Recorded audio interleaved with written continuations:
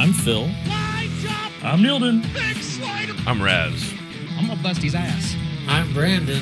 Slide jobs by the dozen out here. Hello, this is Thomas. Here. Pisser. I'm John. Sit down the back straightaway for the final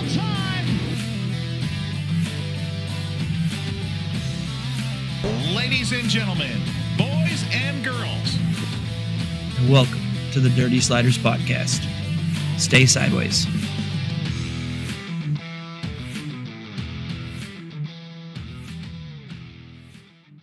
All right, welcome back, everybody, to the Dirty Sliders Podcast. Here we are a week after our 1-year anniversary, and boy, are we happy to be here. I'm glad to see all of y'all. We're missing a couple of folks, but the ones that matter are here, except for Brandon and John. Wish they could be here.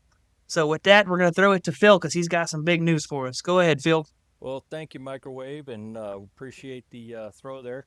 So we're going to talk about something that's been going on in racing for a while, and I think us as old racers, we're noticing that there's a certain flag in the driver's stand that it seems like promoters or flag or for whatever reason they don't want to use it anymore, and it's the black rag.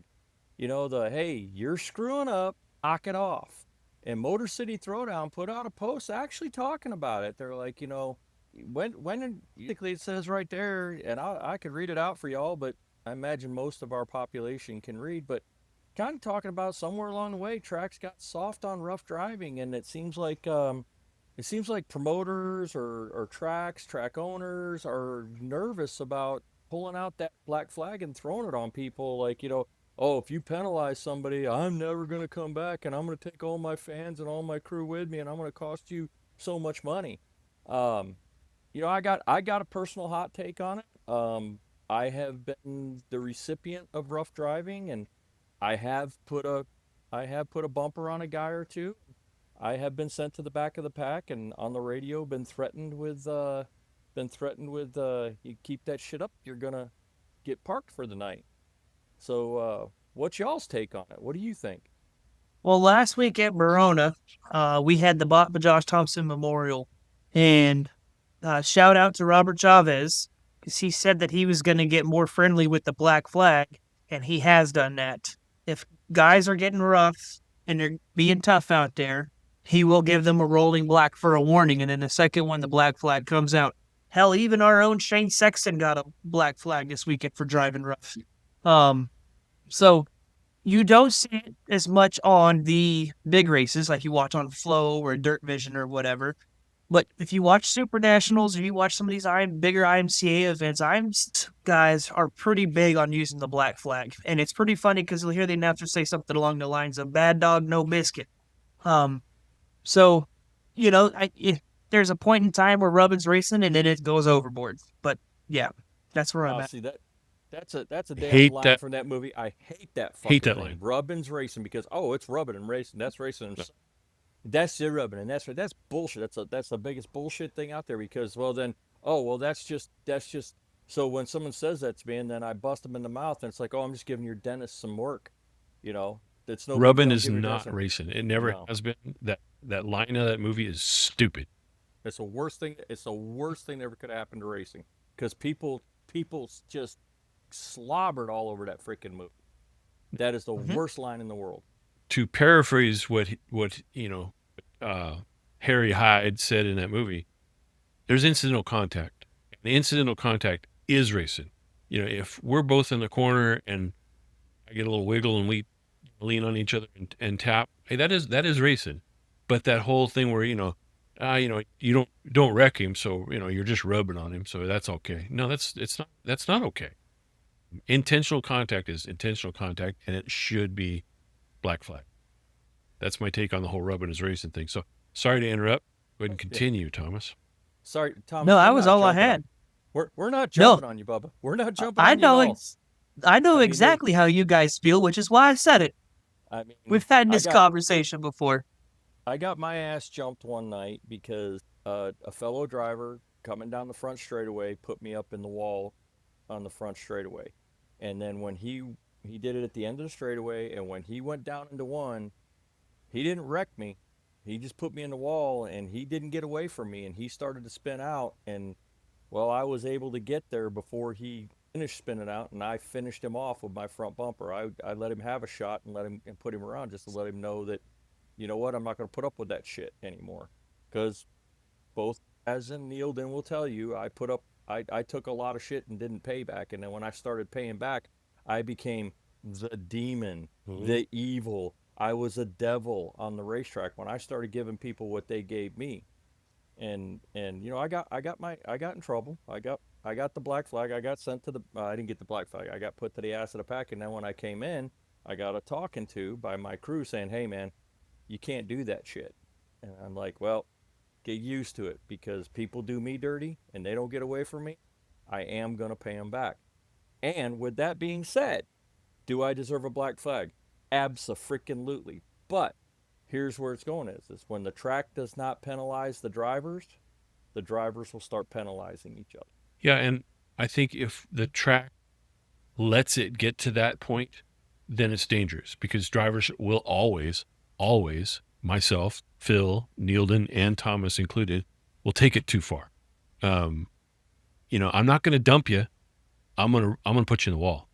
To quote somebody, I want to make sure he puts it back on the jig. Well, so you're telling me you're going to junk his car? So the way to keep that from happening is the track has to take control. And I think from a functional, logistical point of view, one of the reasons why we might be seeing less black flags is because of the race receiver.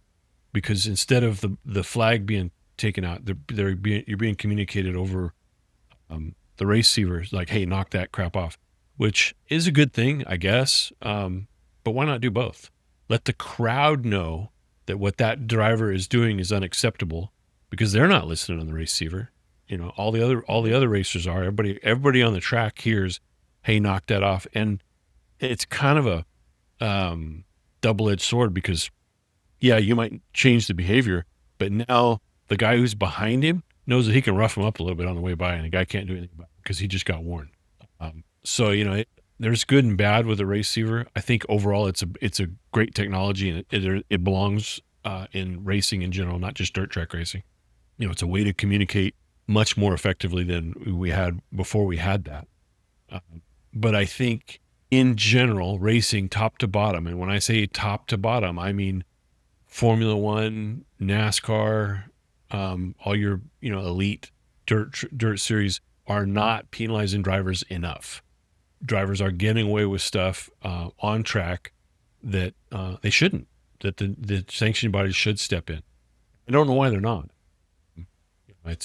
Maybe it's because, you know, they want a little bit of drama for the fans or whatever.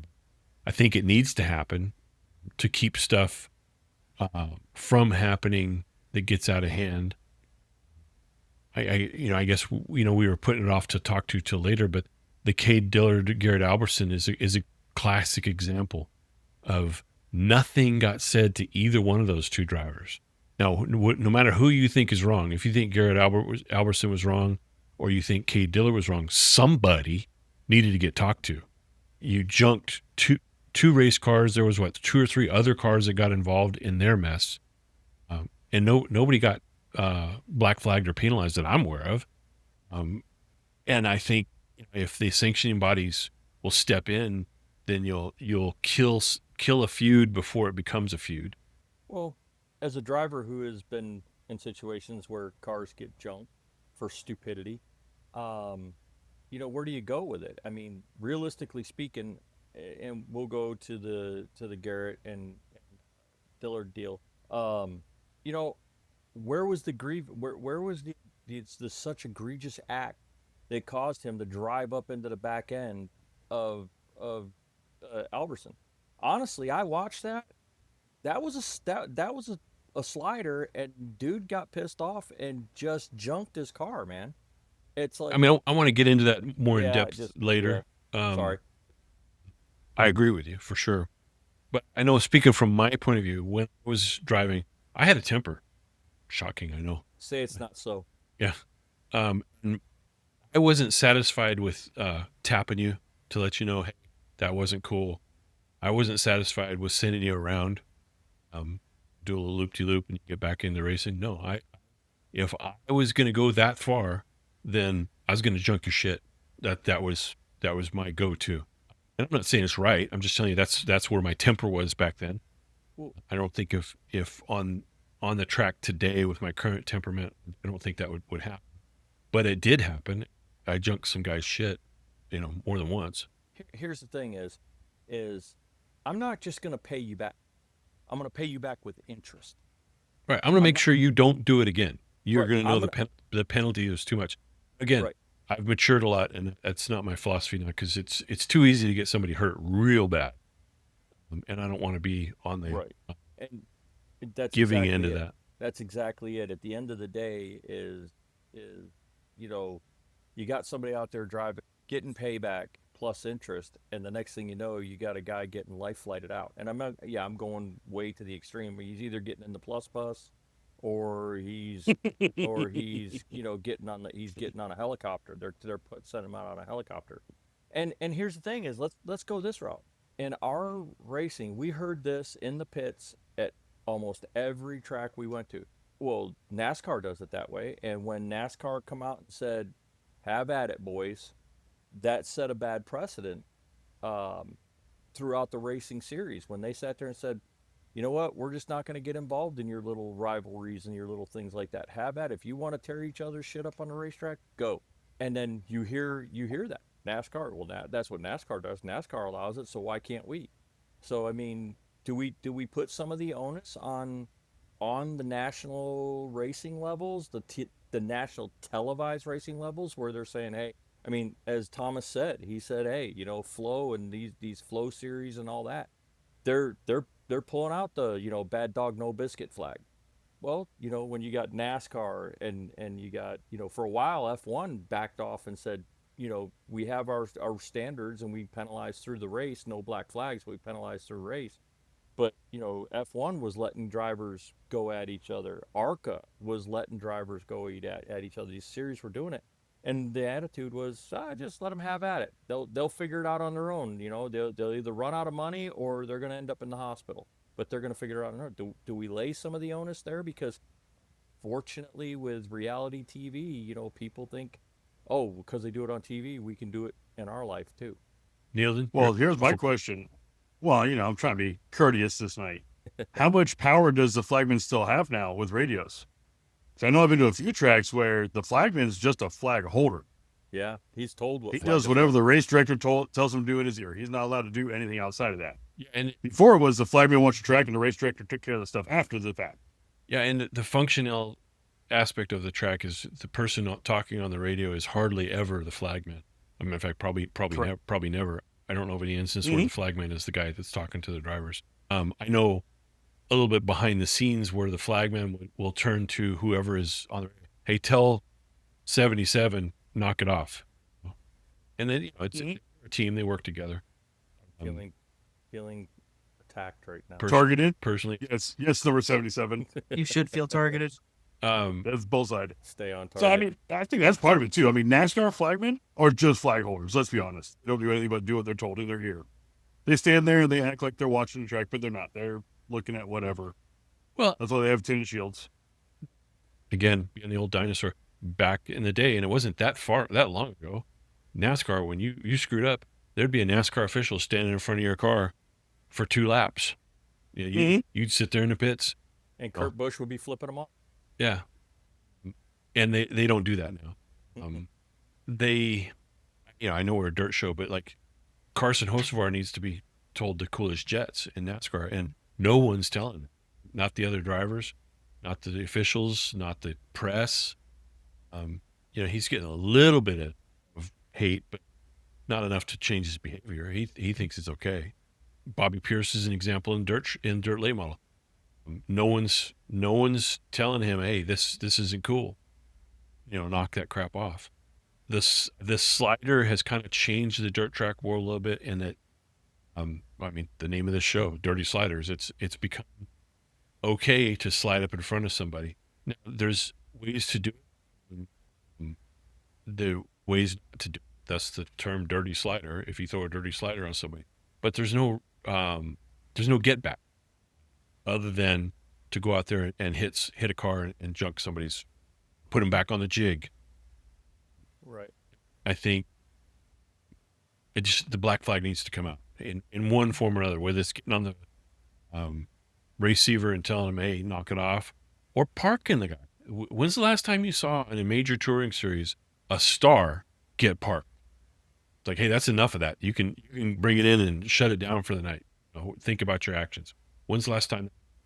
Well, is the reason why it doesn't happen is because promoters, track owners, because all the money that's involved in racing, are they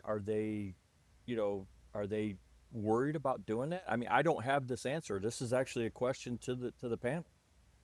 Is the reason why they're not parking guys for doing dumb shit because they're worried about, well, they got sponsor obligations, TV obligation, this, that, the other, blah, blah, blah. And, is that it? I don't think so.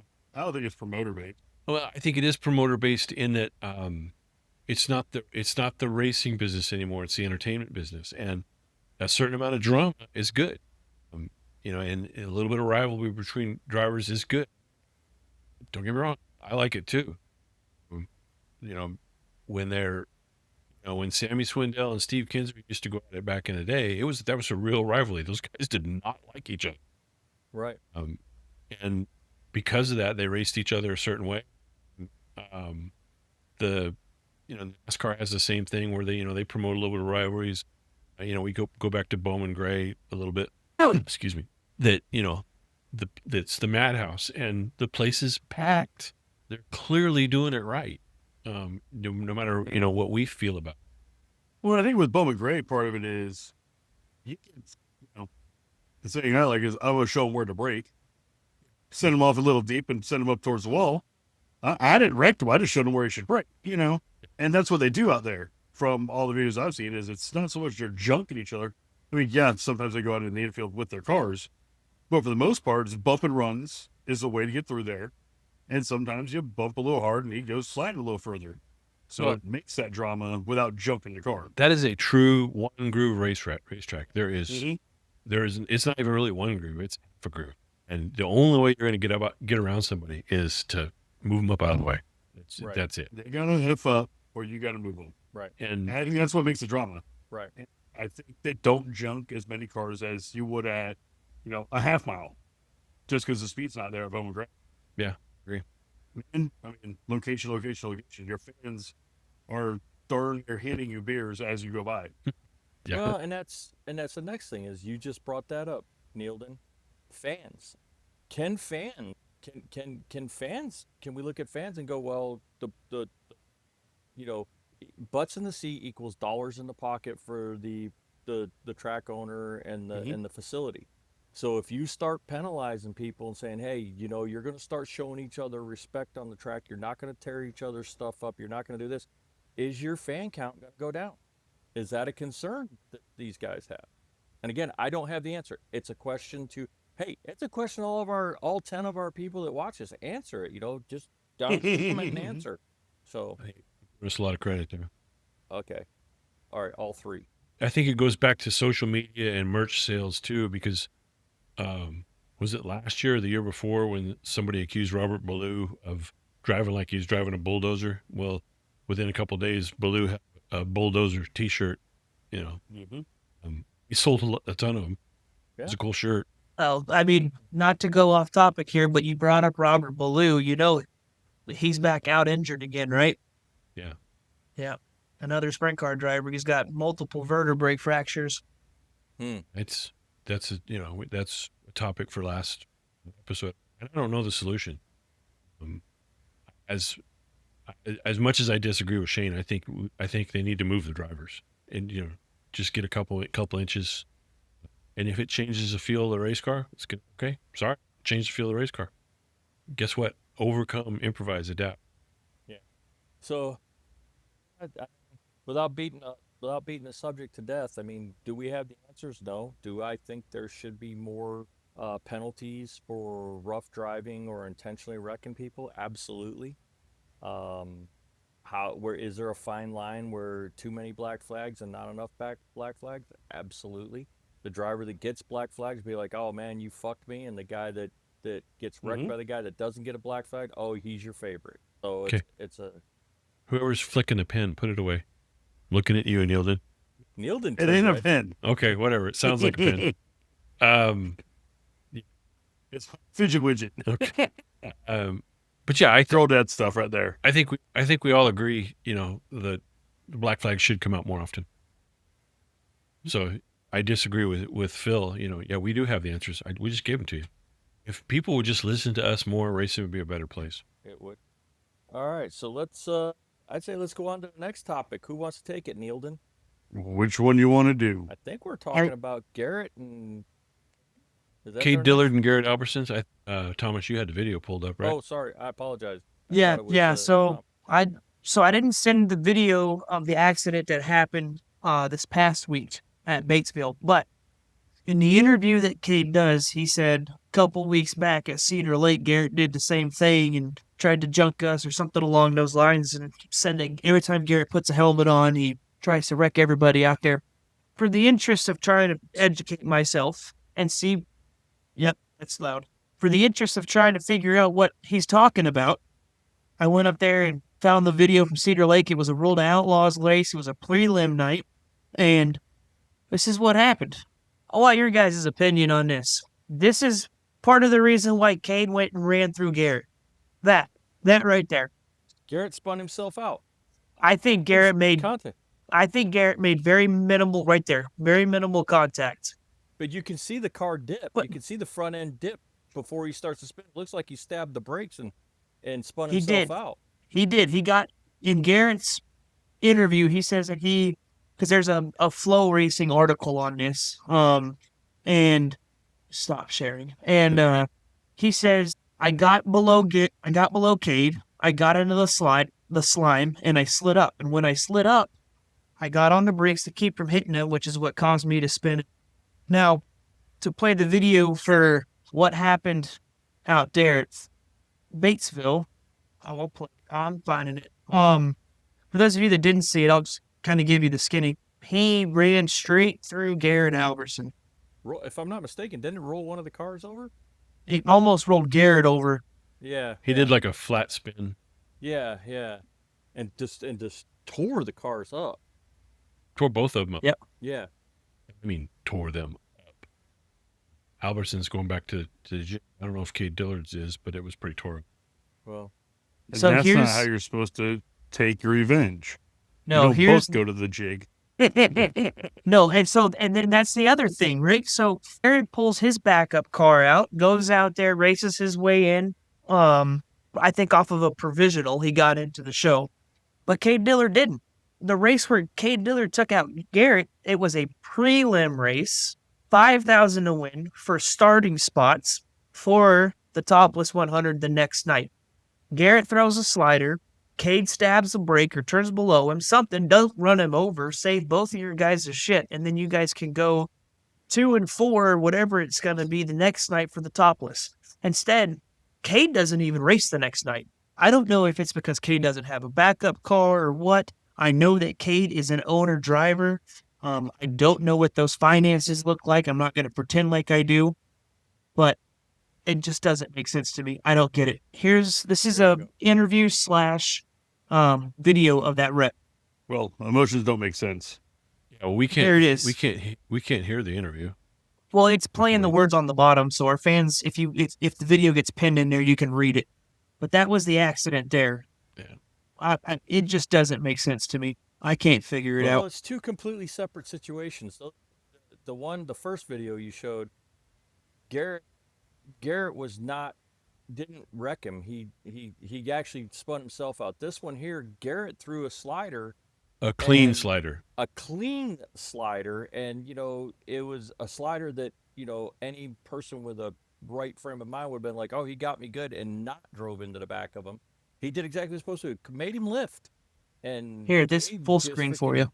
Cade just freaking, yeah. I mean, that's He had half a car when he slid up, and then yeah. Yeah. Dillard just drove in the back and jumped both their cars. It was terrible, and that could have been a lot worse. Maybe what's not Oh. being advertised. Maybe Dillard was told, don't bring your backup car out. And Go so home that's for the why I went weekend. looking. I went looking to see if he got told something. I couldn't find nothing. If it's out there, I'm sure somebody knows about it. Let us know. Said this on social media, and I've said in private with us that I feel like Cade Dillard owes 2 apologies to Garrett. Apology number 1 for wrecking them both. And apology number 2 for running his mouth in that interview. Basically put all of it on Garrett Alberson, and he's just wrong. That was 100% on Cade Dillard, 100% his fault. The slider that Garrett Alberson puts on him was a textbook clean slider. It's how it's supposed to be done. There are people saying, well, yeah, but you don't pull up in front of somebody if you're not faster than them. Yes, you do. That's what a slider is. You're trying to get the other car to break their momentum. If you were faster than him, you would need to slide him. You'd drive underneath him or around outside and move on. A slider means I'm at the same pace as you or slower than you, and I'm going to make you lift to get in front of you and then see if I can stay in front of you or move up a gap. That's how a slider's done. That's dirt track 101. And all these idiots are just trying to defend Cade Dillard on the internet saying, well, he pulled up when he was clearly not the faster car. That's called racing. How many times have we seen a slower car win a race because the faster car couldn't get a clean pass or a clean slide? Yeah, once you get out in front, All the freaking time. once you get out in front of somebody like that, you can block. As much as I hate blocking, but that's Yeah. part of racing. You can block, or now you've got clean air, which is a big deal in dirt late model because they're aero sensitive. Once you're out front, you pull away. Obviously, back, guys. we have a relationship with Alberson. Sometimes you're only the slow car when you're behind in the dirty air. You Garrett get around, you check out. So yeah, you do what you got to do. Garrett Alberson is a friend of the program. Let's be honest here. We might be a little bit biased, but I'm putting my bias aside. That was not a dirty slider, not even close. It was textbook. It's done how it's supposed to be done. Turn under him, pace yourself and throw another slider, 2 or 3 corners later. But to run into the back and put him in the fence like that is just reprehensible. And it's made worse by running your pie hole to the media afterwards. Oh, that's how Garrett Alberson drives. He's always out for contact. I'm an idiot. I lost all respect for Cade Dillard in the interview. The act itself of running into him. Hey, we've all been there. You get a little pissed and you run into somebody. To try to double down on it in the interview, you're an idiot, and I'll stand by that. And I'm not arrogant enough to think that Cade Dillard will ever see this podcast. He's not one of our tens of viewers, but if he ever is, come on and defend yourself, dude. I welcome it. But I'll tell you right now, you're got an uphill road home with me because I think it was a shitty move. Yeah, and again, I feel like I can't stress it enough that he trashed 2 cars for a 5,000 to win when the bigger picture is a fucking 50,000 to win topless 100 the next night. Blows my mind. He didn't get to race in. Yeah, he was supposed to start Again. B main number 1 and didn't even start the night on Saturday. Again, maybe he was told, like Phil said, pack your shit and leave. I don't know. But If he was told that, it was kept on the down low because I've looked all over trying to find anything on this, and there's just nothing. I didn't find anything where Cade Dillard backed off of his comments. I didn't find anything where the race officials had anything to say to either one of them. I can't find anything. The only thing they've seen is there's been a couple posts that Garrett's done where they've shown him tearing down that car to send it back to the chassis manufacturer to get on the jig and get clipped because it's messed up. Yep. And the 5,000 to win is not going to pay for the sheet metal and body mounts and nerf bars and bumpers that get torn up, much less straighten up the chassis. Well, I think it was just a sign of just raw emotion unchecked. Yeah. Maybe a little bit of a little entitlement and a little bit of being a little too young. Yeah, and Cade Dillard is a young driver, but he does have the reputation of being a little bit of a how to say this politically correct, emotional driver. Yeah, and we were all young and we were all a little bit of a hothead at some point. But like I said, I think you need to be held to a little bit of a different standard when you're on national TV as part of a touring series. Maybe I'm just being an old fart. Well, and you want to talk about not let's talk about Cade Dillard, the driver, right? Like he is a good driver. He won 100,000 to win modified race. If you guys remember that last year, year before last, there was a big controversy on that because he over-indexed a birdcage and his car was stuck up at hike the whole time. Like you said, Rez, National Touring Series. You've got the pace. The place is sold out. You've got another 50,000 people on Flow Racing watching. I don't know what the numbers are. Sounds like a good number to me. And that kind of shit. I don't get it. The frustration, you're frustrated either which way as a driver, but you definitely get more frustrated when you're the owner driver because you're paying for all of that out of your own pocket.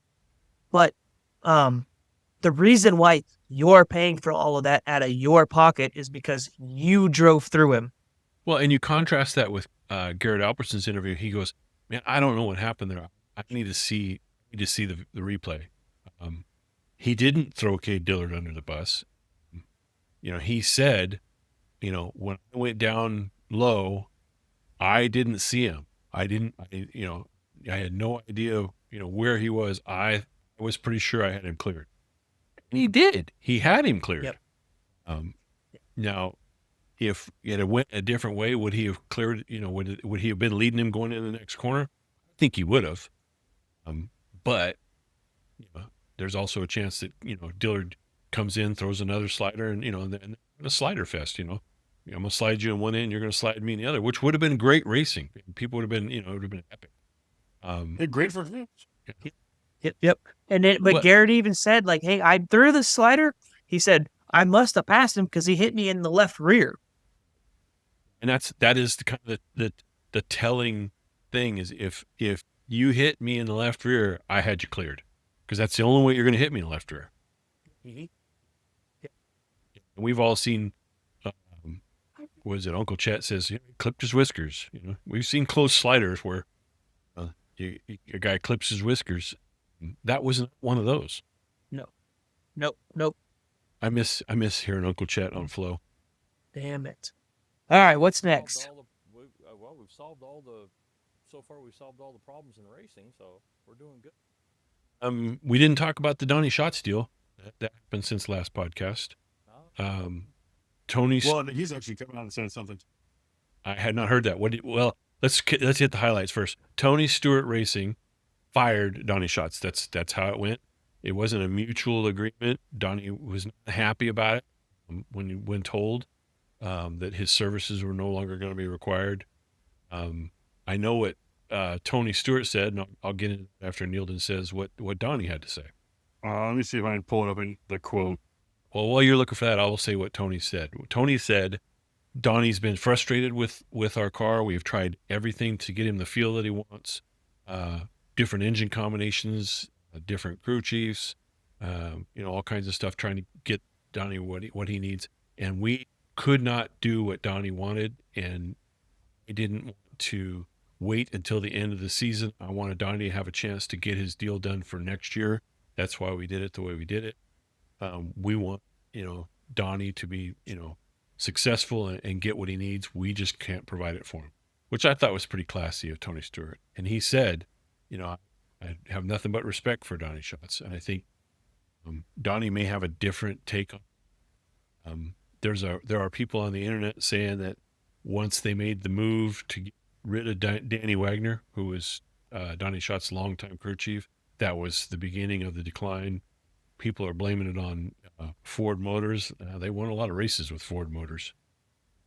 Tony addressed the Ford Motor thing in a separate interview where he basically said it came down to availability, that they knew what the production schedule was of the Ford engine program, and they weren't going to be able to have the motors they wanted in the amount that they wanted. So that's why they made the change that they made as far as engines. There's also rumors that Tony is shutting down his sprint car operation to at Leah's request. I don't believe that for a second. I think Tony Stewart will own a sprint car team till the day he dies. He loves sprint car racing too much. I mean, if he was going to shut down an operation, I think he would finish the operation with Donny at the end of the season, and there would just be a mutual, hey, bud, come November, this program, it's all going to be gone. So we're going to hold you till November. You can look for another ride, though, for next year. And that's what That's kind of what Tony said. It was his plan with Donnie and the sprint car team was as long as Donnie wanted to drive, he'd have a car. Yeah. But that was the plan, and we know what a plan is. Well, and that's what what Tony did with Brian Clausen. People forget that Tony was Brian Clausen's car owner for a long time, and Tony wanted to do away with the USAC non-wing portion of Tony Stewart Racing, and concentrate on the winged 410 stuff. And he told Brian, I think halfway through the season, like, it's all you. We have this team here for you, but at the end of the season, I'm shutting it down. And then they did, and it was like a mutual thing. I interviewed Brian Clausen at Paris. He had nothing but great things to say. Tony Stewart. They were great friends. He was a great car owner to him, and they loved him. So I haven't found the comment I saw before. But basically, Donnie said it's bullshit. Just got a call on a Monday. I haven't even talked to him in a month or seen him in a month. He said it felt like a kick in the shorts. Yeah. Out of right field, yada, yada, yada kind of thing. So it definitely was not a mutual or if Donny expected. Schatz didn't see that coming, he's blind, because I saw it coming. Didn't you guys? Well, in hindsight, but we also said we never thought that Stewart would fire Donnie. Well, only because of what Stewart said about, as long as Donnie, wants to drive a sprint car, I've got a place for him. But the performance wasn't there. Donny Schatz was not doing Donny Schatz or Tony Stewart things in that race car. And you can put the blame wherever you want. But let's face it, Donny Schatz is no spring chicken. So, he teamed up with David Gravel with Big Game Motorsports and promptly went a yard sale shit. And it was nobody's fault but Donnie's. Yep. You think he was trying to prove something? Well, I'm sure he had a chip on his shoulder. I think it'd be natural for anybody in that situation. Like, I'm going to show these guys. But yeah, he jumped the cushion, and next thing you know, he cartwheeled that sumbitch and was in a different team's car the next race. I forget who it was, but obviously people are out there wanting, Donnie to succeed, and give props to Big Game for finding him a slot. Sorry, I don't know the name of the team that put him in another car. But, I think Donny Schatz is a good guy. But, so is Richard Petty. I wouldn't put Richard Petty in a race car right now. Yeah. Who's driving for Yeah. Tony now? Gary Madsen. They put Kerry Madsen in the 15. Who's in the 14? Oh, no, they don't have a 14 right now. No. So 'Cause- has he run a race with him yet? Kerry Madsen? No. Yeah. Yes. And they did okay. Yeah. So Kerry Madsen actually, that first race, and I can't remember the track. They're running up north, because they ran a Jackson Motorplex the next night, and he ran for Lundstrom Motorsports. Lundstrom Motorsports. That's the name of it. That's who they did for Big Game. Yeah, that's after Big Game. So, And they're racing it's next, aren't they? yeah, and he might have a car back with Big Game. The reason he had to jump in the other car is because he trashed the one he was in. Yeah, they didn't have any. They didn't have any backups. Actually, Yeah. they did have a backup, but they weren't going to take the backup away from Gravel. Gravel's in Yeah. points hunt. Yeah, so that was the reason for that. I tried to send that thing to you guys, and it didn't go through. Whatever. So yeah, Lundstrom Motorsports, and he ran pretty good in that car, in the Lundstrom Motorsports car. Did it just come through? Yeah. Okay. And then a car there. That's the Lundstrom car. He raced at Jackson. Well, and on that, Tony Stewart said he would give up the 15 for Donnie. Like he's not going to retain that 15 at Tony Stewart Racing. He said that's Donnie's number, and wherever he wants to race, he can have that number. I think Yep. Tony Stewart's kind of a class act about that. I agree. Yeah, not hold on to it. Basically saying I have no tie to it, but Donnie does. I think Tony Stewart made a car owner decision, made a big boy decision. It's rather than an emotional, hey, Donny Schatz is my buddy decision. And, obviously Donny Schatz doesn't like it. I don't think he was supposed to. Nobody would. Yeah, you got fired. But as we say often on this program, this is a results-oriented business. If you're not getting it done, they're going to find somebody to get it done. And on that note, there was a post not by Tony Stewart Racing, Dirt Tracker, who has a great podcast, by the way. The guy does a daily report and does a fantastic job. I'll give up props. If you're following Dirt Tracker on YouTube, you should be. He put it out there, who should Tony Stewart put in that car? And I commented on Caleb Montgomery. If someone needs to recognize the talent that Caleb Montgomery has, then it might as well be Tony Stewart. Yep.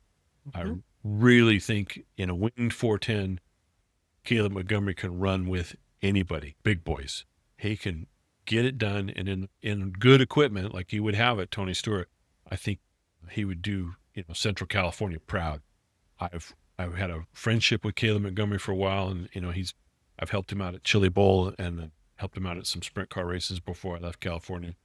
And he dances to the beat of a different drum, for sure. He is a unique individual, but he is one hell of a race car driver. And if he gets a break, he's gonna set the world on fire.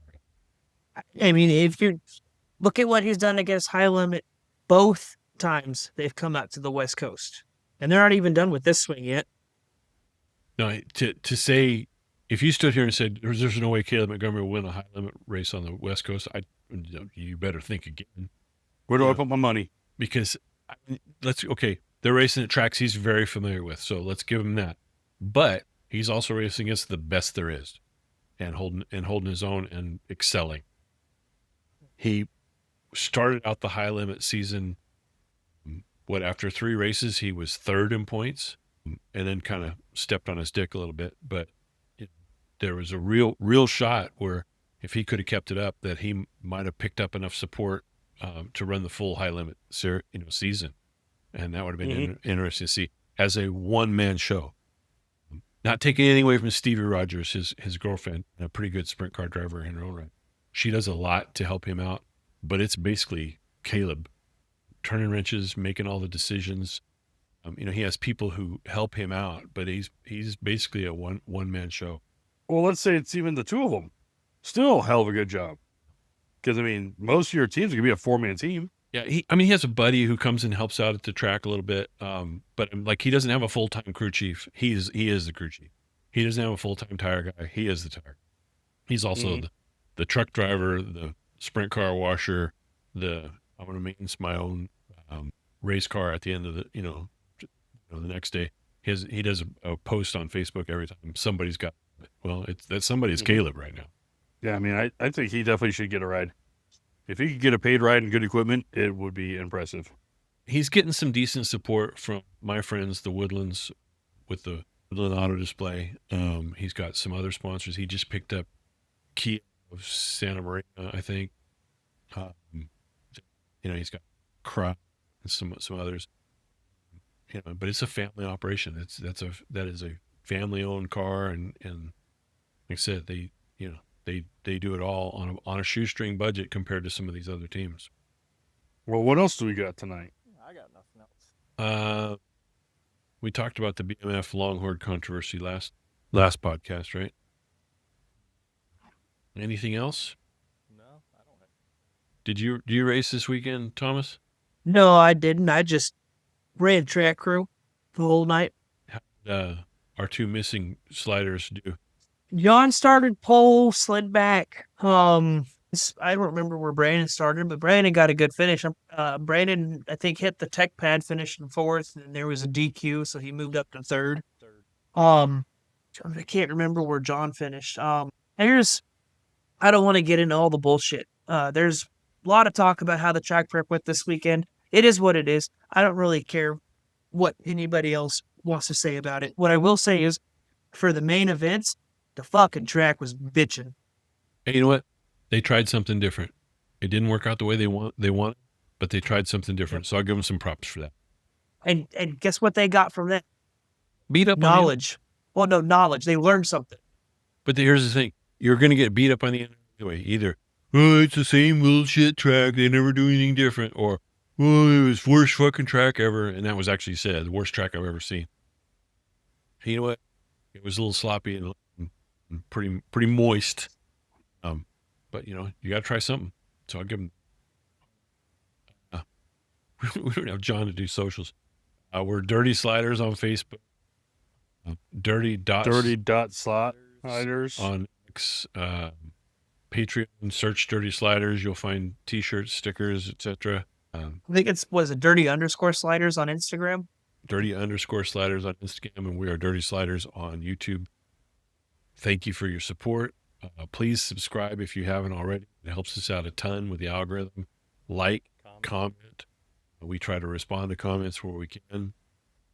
Every once in a while, we'll throw some free merch out there. What were you saying, Phil? If you don't like it, hit the dislike twice. Hit the dislike twice. So, good podcast, fellas. Let's call it a night. Good. It's a night. everybody. Good night, y'all. Good seeing you, boys.